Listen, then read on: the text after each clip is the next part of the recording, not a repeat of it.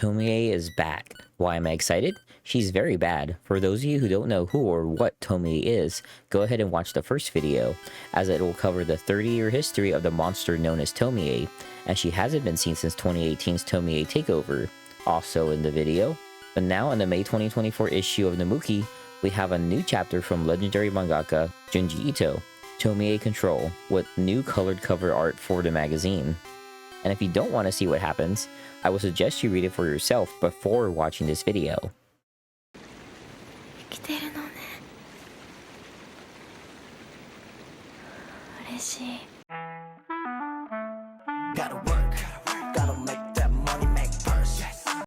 Welcome back, I'm Dusk, but you can call me Koala. It turns out the rumors were in fact true. Junji Ito has made another Tomie chapter. Some channels you may notice are dedicated to shonen, but this channel, we're celebrating the woman known for ruining the lives of men, driving them insane, and forcing them to commit murder on her. But because she is a monster, an actual one, she just comes right back to life. Every time. Now Junji Ito is back with Tomie Control, and we're going to go over just in time for Halloween. So again, if you don't want any spoilers, go and read it first. With that being said, this new chapter is significant as we haven't seen Tomie in 6 years. I do wonder if the story was at all influenced in her post-pandemic setting. Because with this new chapter, I believe Tomie has evolved, as she has always had parasitic qualities.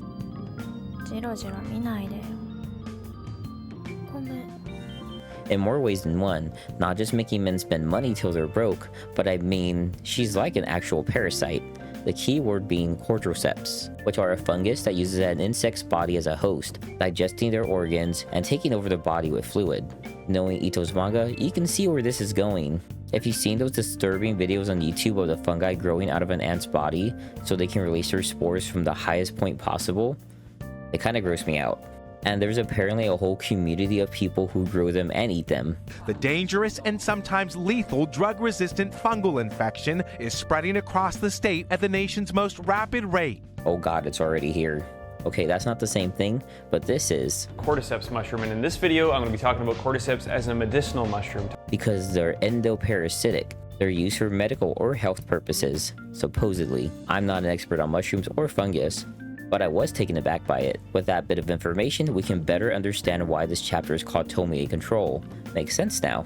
Let's go over the story.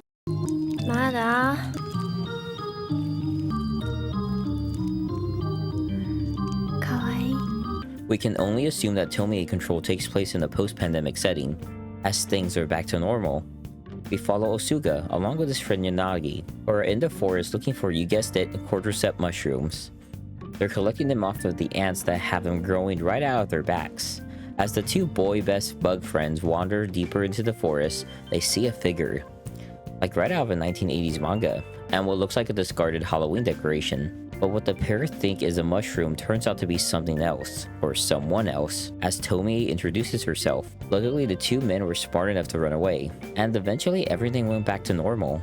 A month later, Yanagi shows up at Osuga's apartment, and looks like he's just had the saddest day ever, to which he claims Tomie to be his, and Osuga rightfully calls her a monster. Yanagi recounts how he stupidly went back to the forest to find Tomie, and by the time he returned, Tomie was waiting, fully grown back. And after a month of living together, not only did she drain his wallet, but didn't remember his name, and said she wanted Osuga to take her, a tactic that Tomie is known to do. Yanagi's response, of course, is to kill Tomie. After his confession, Yanagi revealed that he was forced to go to Osuga's apartment, like an ant taken over by a cordyceps. Then we have this kind of weird vampire scene where Yanagi bites Osuga. As Osuga is calling out for help just in time, someone shows up. It's Tomie growing out of the back of Yanagi. It's like the parasite she has now become, or always was. She explains that through Yanagi biting the flesh of Tomie, she was able to reform within its body like a fungus and take over. So yeah, this could have been avoided if Yanagi wasn't so freaky. And Osuga still thinks Tomie is a cordyceps. Oh, he's kinda right. As he lays dying, begging to go with Tomie,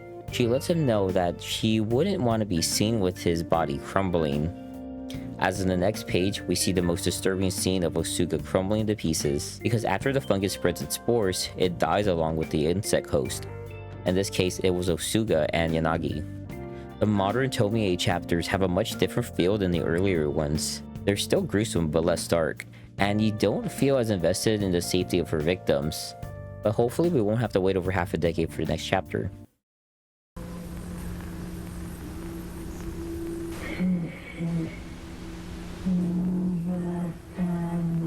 tall woman. Tomie herself is written like a modern-day urban legend, full of consequences and a lesson to be learned. What is that lesson? I'm not sure. But as a bonus, we're gonna go over another Japanese urban legend that is kind of like Tomie, but real. According to people in Japan, online, the tall woman, or Hachisaku-sama, is an urban legend that possibly started on 2chan, meaning 8-foot lady. Quiet now, child. Adults are talking. Does that sound familiar? She is a yokai that kills children she likes. A few days after she's been sighted, and she has notably been depicted in a white dress and a large sun hat. She can also mimic the voice of a loved one to lure her victims in. Only the one account has been documented from the original post online, and has been reposted hundreds of times, but it is possible to seal her away by using a complex series of talismans, or praying to Buddha. She has only also appeared in one unnamed village that the original post was made, and has been depicted in media like Resident Evil and Fatal Frame 5 Maiden of the Black Water, which I've been streaming on Twitch. I've made a huge mistake. No. Nope. Nope. Go away, go away, go away, go away. Ah! Oh God. I just finished the Suicide Forest, and it's less creepy for me to have more people watching. So go ahead and follow, and I hope to see you there.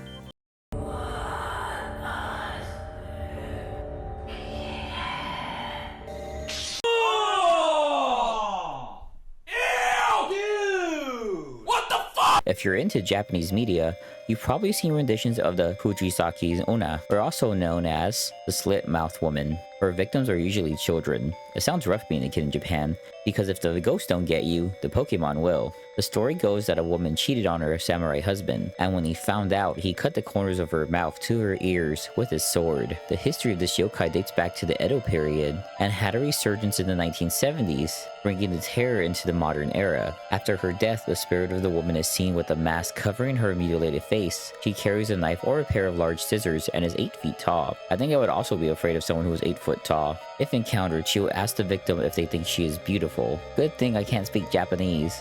If you tell her no, she will murder you on the spot. If you say yes, she will then reveal the true appearance of her face and ask the question again. If you say no, she will kill you with her weapon. If you say yes, she will cut your mouth open, just like hers. So either way, you're fucked.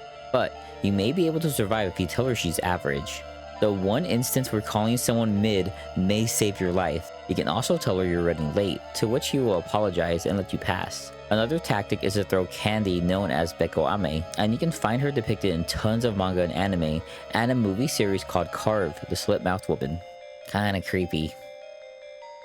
Do you like the direction the new Tomie chapters are going? Do you still prefer the classics from the 80s and 90s? With that being said, thank you all for watching. If you made it this far, go ahead and like the video. If you're new to the channel, consider subscribing. If you're already subscribed, hi.